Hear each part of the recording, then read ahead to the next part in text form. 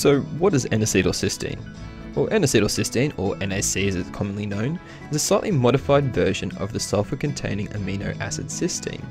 Now, cysteine is a powerful antioxidant in its own right, but what we've done is we've synthetically attached an acetyl group to it to help protect it upon absorption.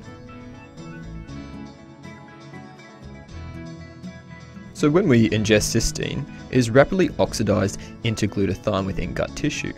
By attaching this N-acetyl group, this allows cysteine to be protected and transport into the gut tissue, into the bloodstream, where it's then deacetylated and can be used in glutathione production, one of the body's most powerful antioxidants.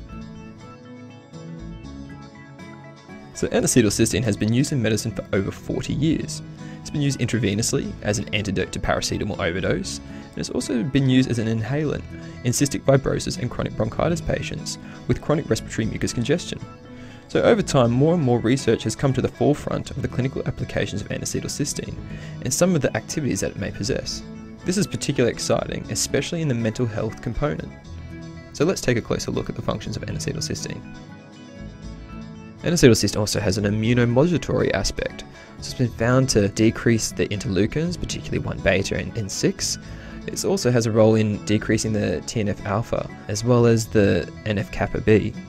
It also has a role in upregulating certain immune functions, such as the natural killer function, as well as T lymphocytes. As a mucolytic, N-acetylcysteine contains sulfur groups, which actually helps to break down the protein bonds in mucus and allows it to be transported and removed a lot more efficiently. N-acetylcysteine also has a role as a cellular protector, so it reduces oxidative stress, including reactive oxygen species, your nitric oxygen species, apoptosis, reducing cell damage, and also reducing mitochondrial dysfunction. And finally, N-acetylcysteine's principal function is as a precursor for glutathione production, and we'll be taking a closer look at that today.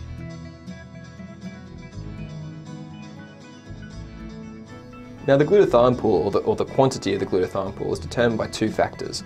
One is the amount of toxins that the cell is exposed to, that will reduce the glutathione levels, and two, by the amount of amino acids available to manufacture a new glutathione. Of these amino acids, which is cysteine, glutamate and glycine, cysteine is the rate-limiting amino acid. What this means is that cysteine is the backbone upon which glutathione is built upon. If we have low concentrations of cysteine, then we're going to have low concentrations of glutathione. Hence we can have damage. Now, intracellularly, we have higher concentrations of glutamate and glycine. Now, cysteine, as we know, is rapidly metabolized and oxidized, so we have to keep a readily supply of this in our blood tissue. That's where N-acetylcysteine comes in. By orally ingesting N-acetylcysteine, our cysteine concentrations are protected by its N-acetyl group. It goes through the gastrointestinal tract into our bloodstream where it's deacetylated. We now have free cysteine available to be used as glutathione. The next challenge is actually getting that cysteine across into cells. Now, as we all know, cells have a biophospholipid layer, and it requires either diffusion or gated channels to get contents from outside to inside the cell. Now, for cysteine to get inside the cell, it's required to go through a special gate. Now, this gate is called the cysteine glutamate antiporter, and it can be a quite complex mechanism, so we'll take a closer look at that right now.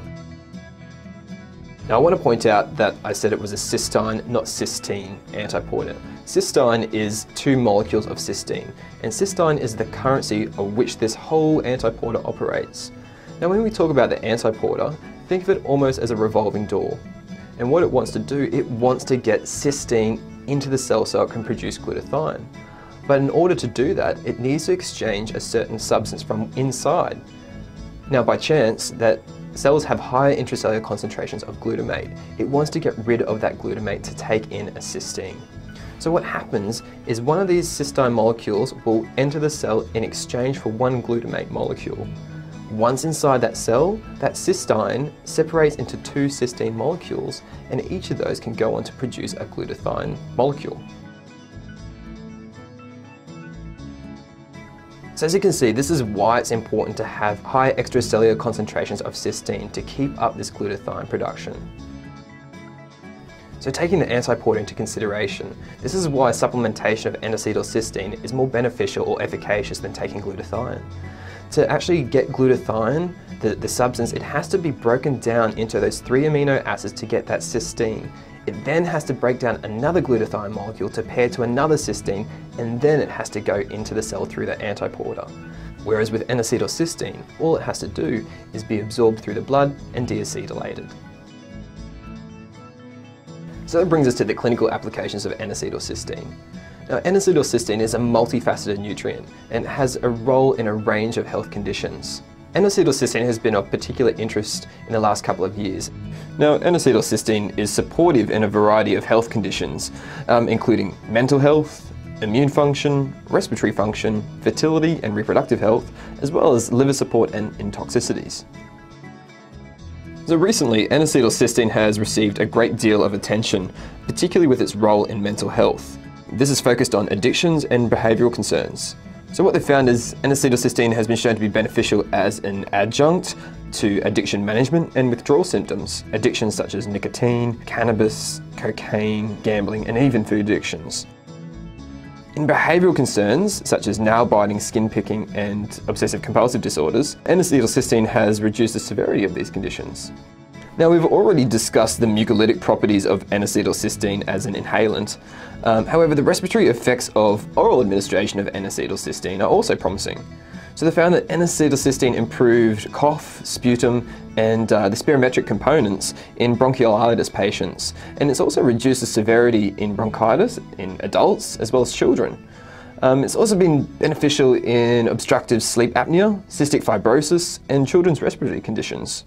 Now, N-acetylcysteine extends beyond respiratory disorders as well, and can support the immune system by acting as an anti-inflammatory and immune modulator in conditions such as allergic rhinitis and influenza.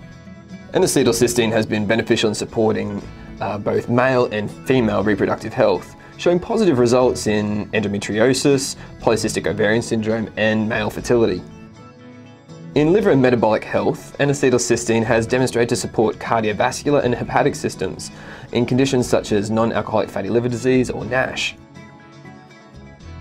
The applications for N-acetylcysteine encompasses a wide variety of health conditions and body systems, but it's always important to remember that the clinical effects of NAC is relative to the size of the dose as well as the duration of the dosage.